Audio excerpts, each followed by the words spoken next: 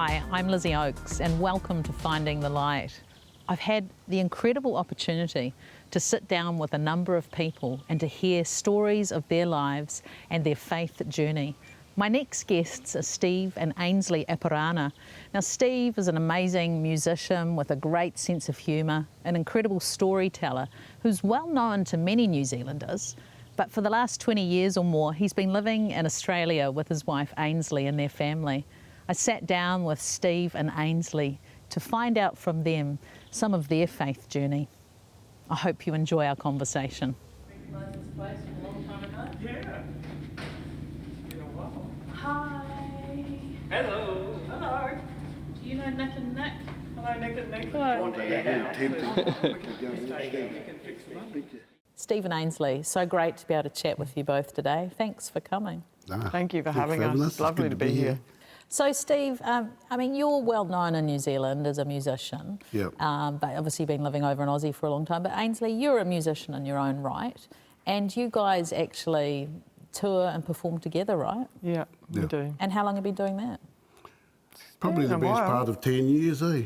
Since our probably. kids all kind of left home and we found ourselves Actually, it's by more like ourselves. 16. 16 years. Yeah. 16 years. Yeah. But Angel's always kind of like sung every now and again, you know, doing the odd song here and there. And we actually got together because I asked her if she'd like to sing a song with me. Oh.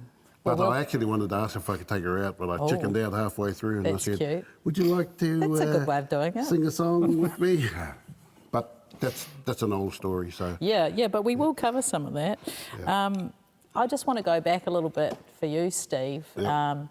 I know that somewhere in your journey here in New Zealand, I think in Auckland, you ended up living on the streets. Is that right? Yeah. And how did that That was sort like 1969, 1970. Yeah. I think it was 1969, 70. Well, I was, a whole group of us teenagers from Rotorua got this, well, I'm talking old language here, Labour Department job that they pay for your trip down to Nelson and to pick tobacco. And we'd never been to the South Island, so it was a free trip overseas as far as we were concerned. So I was the oldest, I think it was about 18 or something. And we all went down and picked tobacco for about 3-4 months in January or something. And then instead of coming home, we decided to just go to Christchurch.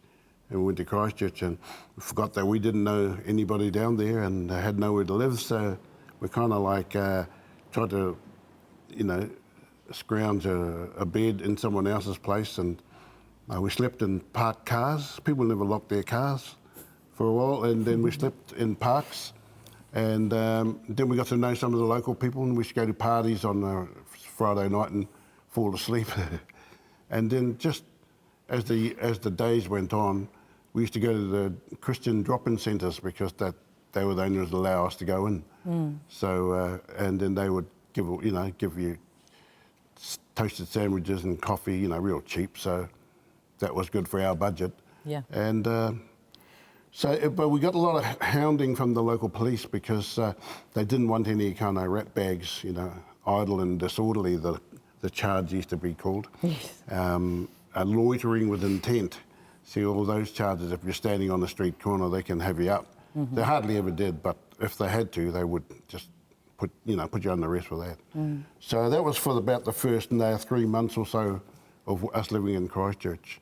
Some of us, got lucky and found a girlfriend and invited them back to their place, and so we never saw them for a while. So that kind of, but not all of us. Yeah. Was that sort of like a little bit of adventure though, that kind of living? Yeah, it wasn't out of not having anywhere to live. Right? We just wanted to be down in Christchurch. It's like, to us, Free it was and like easy. New York, so, and but all the, the bad bits happen too, because you end up thieving and you end up scrounging and you end up doing all the things that you're not supposed to be doing, just to stay alive. And so the police, they had a good reason for trying to get rid of you, and so that hounds you. We got to know them pretty well, and they'd say, "Where are you living?" Or so and so. Okay, take me there. So we'd take them back to this place that 12 of us were living in a flat in Shakespeare's Road or something, and they said, "Okay, well, you're in, but have you got anything to prove this is your place?" "Oh, well, that's my bed." They said, yeah, well, how do we know that? I said, well, it's not, you don't have to know that. I just have to know it. And they said, well, have you got a letter written to you for this address? We said, no one writes to me. Yeah. So, you know, there was always that kind of thing. So. And then somewhere there, your life changed and you became a musician? Yeah, that was a bit of a journey? The drop-in centre that I was going to, most of us went. In fact, a lot of the street people went to was called the Open Door, run by the Anglican Church, St John's, Latimer Square. Mm-hmm.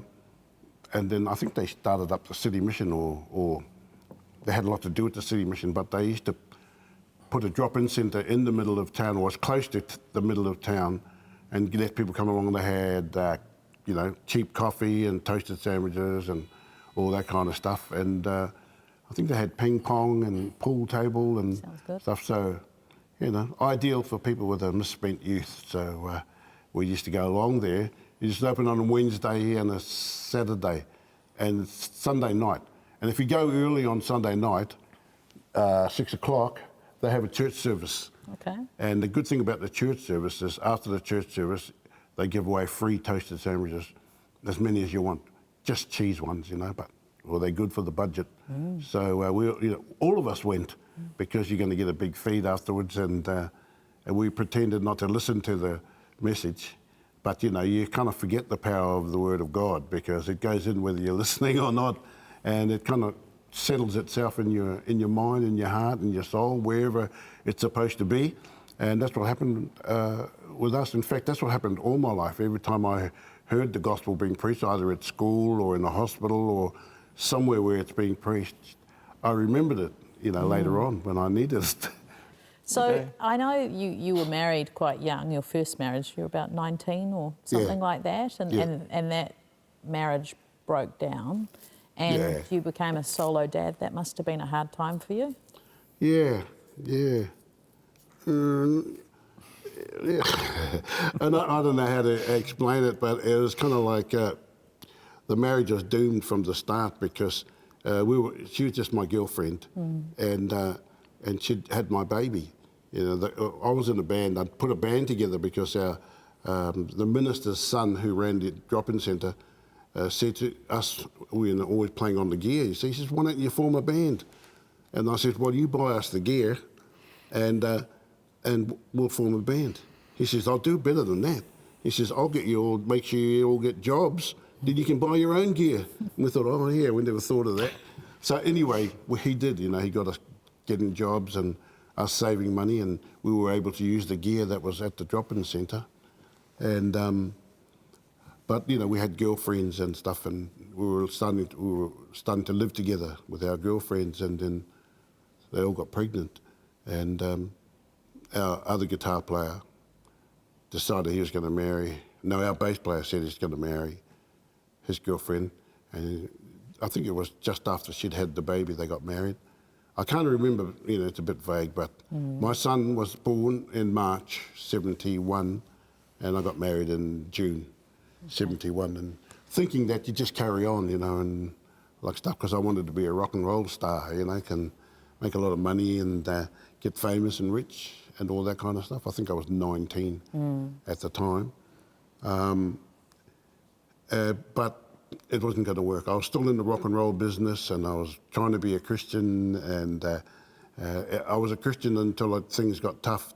Temptation turned up, rock and roll, sex and drugs and all that kind of stuff. It didn't take much temptation for me to get right involved in it. So I wasn't a very good husband, I wasn't a very good father, and in the kind of 10 years that I was legally married, I would say that the amount of days we were spent together would probably not even be 6 months in that whole time. So, but we were together enough to have 2 children. So when we did split up in 76, I think, somewhere along the line I ended up with both kids.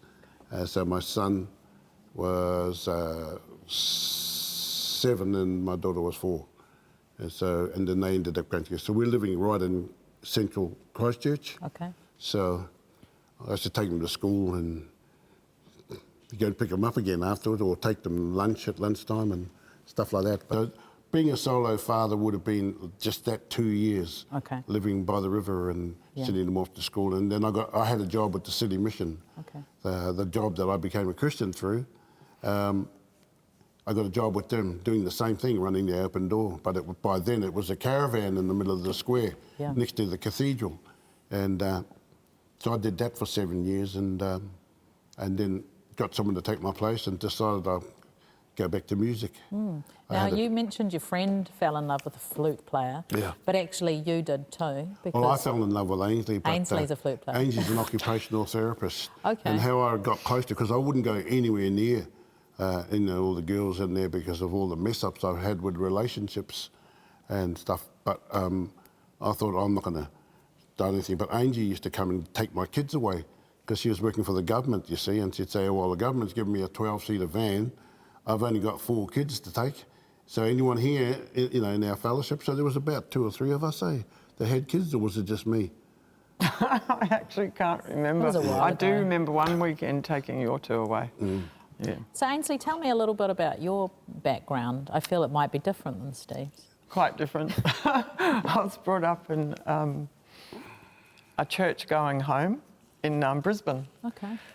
My parents had come from New Zealand, so I grew up very connected to New Zealand and always wanted to live here. So as soon as I turned 21, I was off. Met Steve through another friend of Donna, and didn't really. I suppose we did have a friendship, because what happened was that the Judah band was these four of you. 5. None of them had a car, but I had a car. Oh, okay. So I became the driver. Or the car lender. Okay. Yeah, sometimes they actually didn't want me, they just wanted my car. Well, it couldn't fit us all. That's true. But I just thought it was great because, I don't know, I suppose I grew up with music in my life forever. I played the piano, learnt from very young, was given a flute when I was 21, so then played the flute. But always loved singing and sang at church, because I went to church from my whole life, stayed at, fellowship things all through my life, and had an amazing experience, actually, as a young Christian growing up in a Presbyterian church, and then going to another that was, we all met the Holy Spirit. And hadn't heard of him in my childhood, but here he was, very real. In fact, I remember getting water baptised, which was very foreign to my parents, because, it was the sprinkling. But I came out of that pool in the middle of the church, bawling my eyes out, absolutely just tears everywhere. And everyone's gathering around, it's all right, you'll be all right, and all that. And then I just burst into laughter, and all the tears became laughter, and I couldn't stop laughing. Yeah. And they're all looking at me, what's going on here? Yeah, I know what that laughter's like. People think you're loony, right? Yeah, that's right. And I walked away from that not really thinking much about it, but now when I look back, I think actually that was really special. And I'm just so grateful for it. Yeah. So you guys connected, you got married. Did you have some more children? Yep, three children together, plus we had Steve's 2 that stayed with us, and then we found another one. Discovered another daughter that I didn't know existed.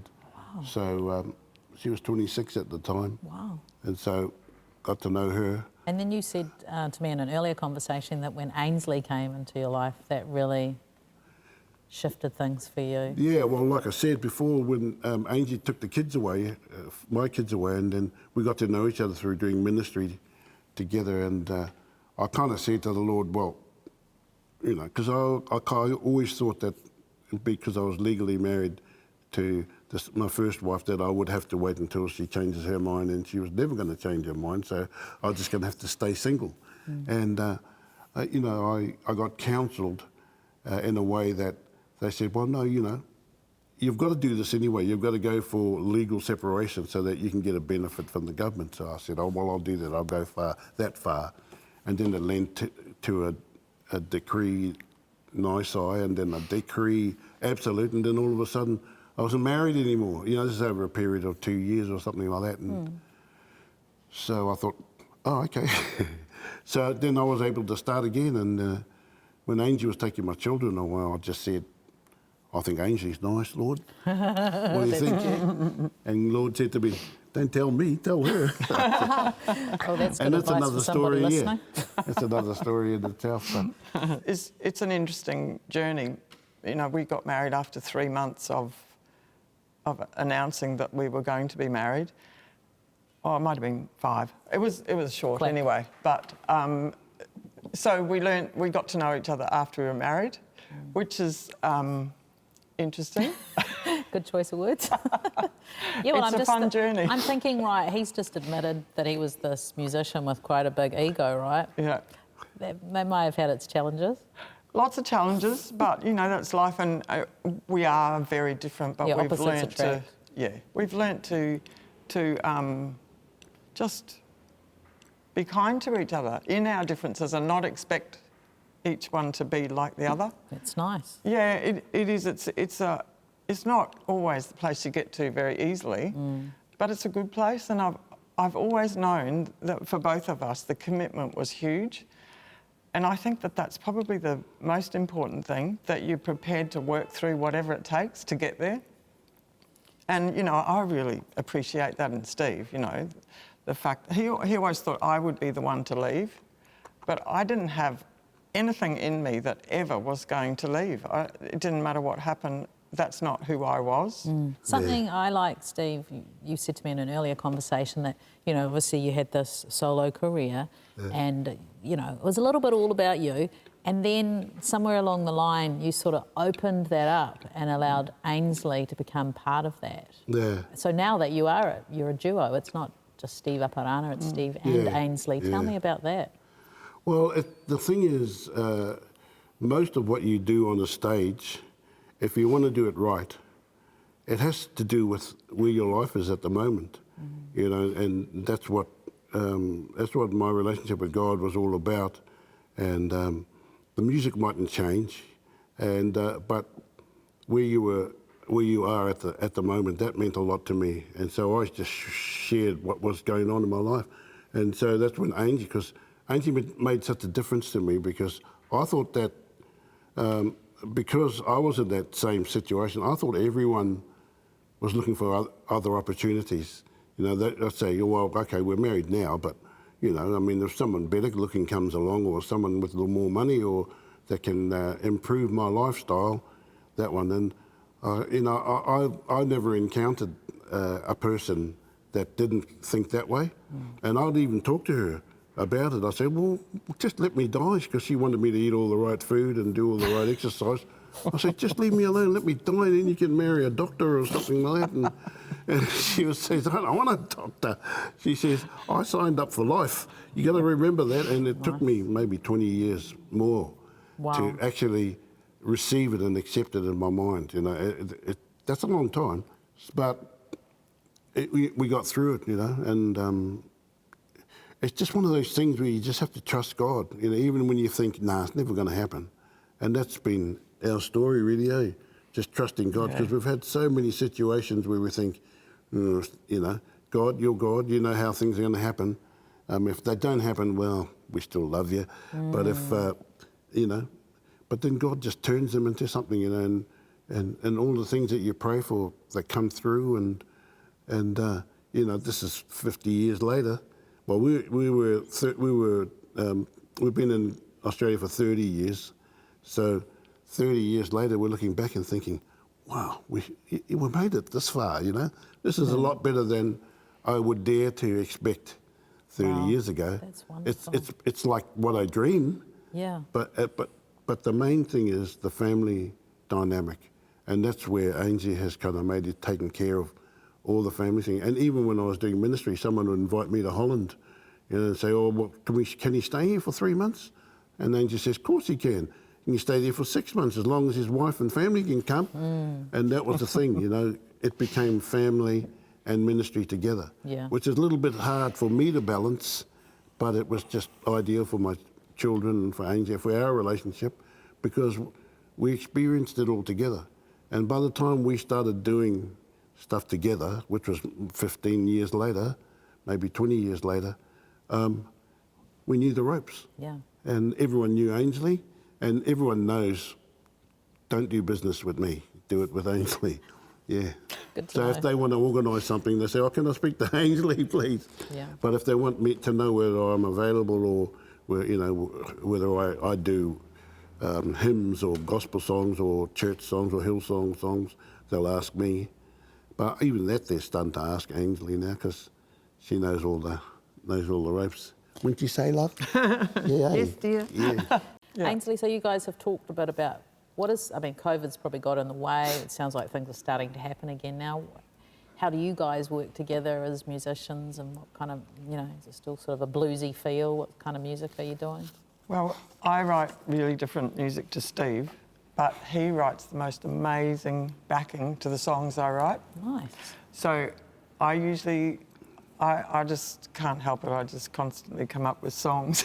That sounds good. Have you always had that problem? Oh, well, since I started, which was back in, when was it? Was it in like 94? 90s, yeah. 90? Okay. Yeah, I didn't know I could write songs until then, and he was away lots, so I was on my own and with the kids, and I just used to wake up because I'd put the kids to bed at 7:30, be asleep by 8, and I'd be awake at 3 o'clock in the morning. Da-di-da-di. What You should should I do? fall asleep at 7 o'clock too, with the kids, eh? Yeah, so I started waking up then, and I'd started writing songs.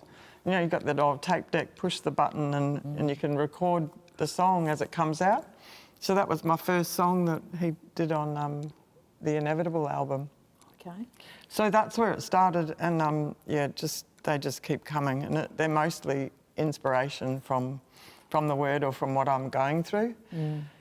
But Steve's amazing at coming up with all this incredible way to put them together, and I'm not good at that. I come up with words and melodies and chords, but that's about it. Well, that's more than a lot of people can do. Yeah. So we make a good team, and he doesn't mind singing my songs, so No, I I'm love very them. happy. Is it 40 years that you've been together? 40 years. So for someone, we're sort of running out of time now, unfortunately, but for someone who's listening in and they're thinking, well, I'm in a sticky situation in my relationship, what would you say? Ask him. Ask him. Listen to the still small voice inside you and ask him what to do. What do I need to know about this?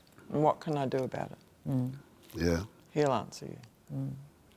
I remember saying when I did a radio interview yesterday is that I came to a point in my life where I had to go. I could either go left, right, or straight ahead, and left was my Māoritanga and all that kind of thing, and right was the music scene and all that kind of thing, and straight ahead was God, and I chose God. My spirit wanted God because emotionally I needed God more than I need these other two because I was broken and nothing. So emotionally I reached out for God, and God took hold of me, took my hand, and never let it go since. And even when I took hold of God's hand, I thought I could change my mind about this. And I remember someone telling me, "You go ahead and change your mind, mate. You've already put your hand in the hand of God's, and He'll never let you go." That's been my experience after 50 years. And not only that, but He's taken me back to that left-hand road, and He said, "You're Māori. You're Māori for a purpose. And there's something in there that you're going to get. You're not going to get anywhere else. You go back there and get it." Amen. And then He took me to the music side as well, and said, "You're a musician, and I've got purpose for you in those areas." But the main thing has just been the restoration in our life, for Ainsley and I. And I don't think, it's all in God's plans. But I'm really grateful for that because I made the right decision. And as much as I can boast about, that's it. That's the only thing.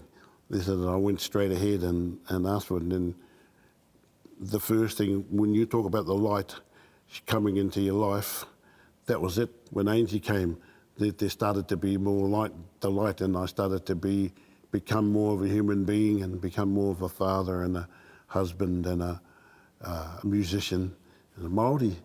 you know, and all these things were kind of starting to be restored back to me, like a cloak or something like that, and still going, eh, love? Yep, still going. Hey, Steve and Ainsley, thank you so much for your time today. Oh, it's a pleasure. Thanks for having us. It's been lovely, thank you.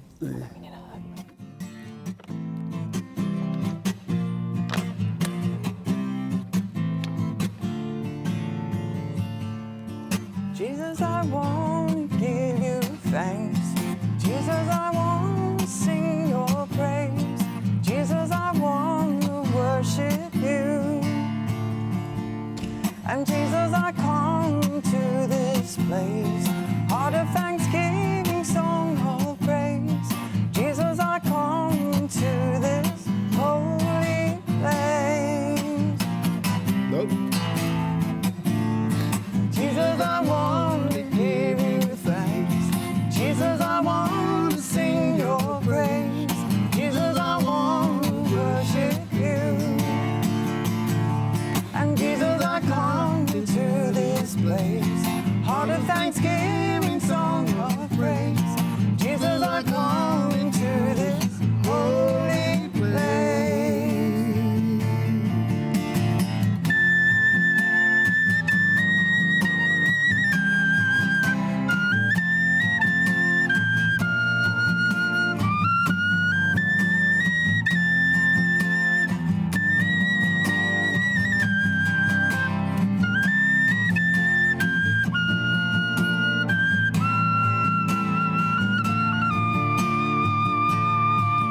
You are my joy, you are my peace, you are eternal light.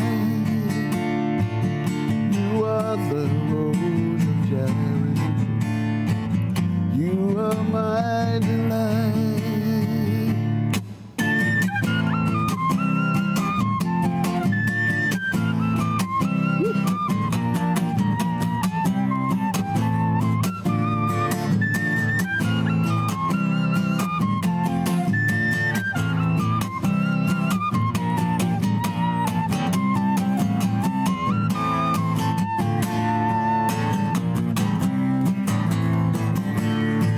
Jesus, I want to give you thanks. Jesus, I want to sing your praise.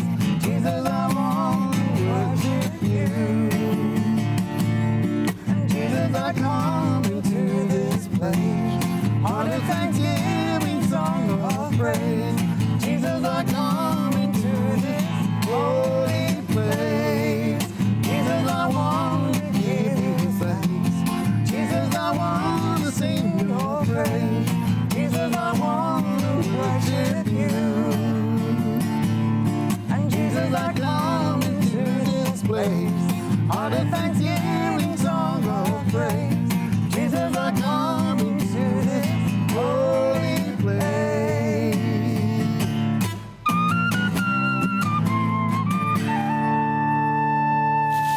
Wow, that's so beautiful. Love it. Yeah. Well, this is a bit fast, wasn't it? Are they? Yeah, Big Brother is watching. Just follow me. I'll show you the way out. Public display.